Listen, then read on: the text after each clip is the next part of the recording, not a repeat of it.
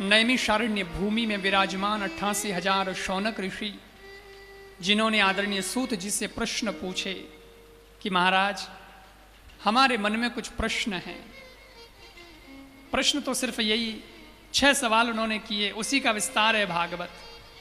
पहला प्रश्न, मनुष्य के कल्याण का सरल साधन क्या है? सरल, कठिन तो बहुत है, लेकिन हम सरल जानना चाहते हैं।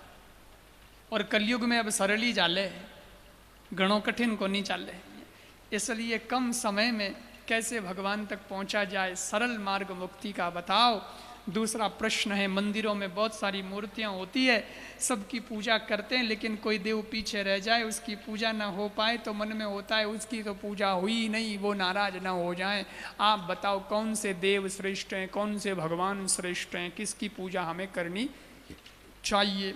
तीसरा प्रश्न पूछा, शास्त्रों में भगवान का नाम अजन्मा है, तो जिसका नाम अजन्मा, जो अजन्मा, तो फिर उसका जन्म कैसे हुआ? वो दशरथ कौशल्या का बेटा राम कैसे हुआ? वो वसुदेव देवकी का पुत्र कैसे हुआ, देवकी नंदन कृष्ण। चौथा प्रश्न, शास्त्रों में भगवान का नाम अनामी है, भगवान का कोई नाम नहीं होता, तो राम कृष्ण माधव मधुसूदन मुकुंद किसके नाम है? पांचवा प्रश्न, वक्ता वो श्रेष्ठ नहीं है जो बहुत छोटी बात को बहुत बड़ी बना के बोले, वक्ता तो वो श्रेष्ठ है जो बहुत बड़ी बात को भी बिल्कुल छोटी बना के सार रूप में कह दे।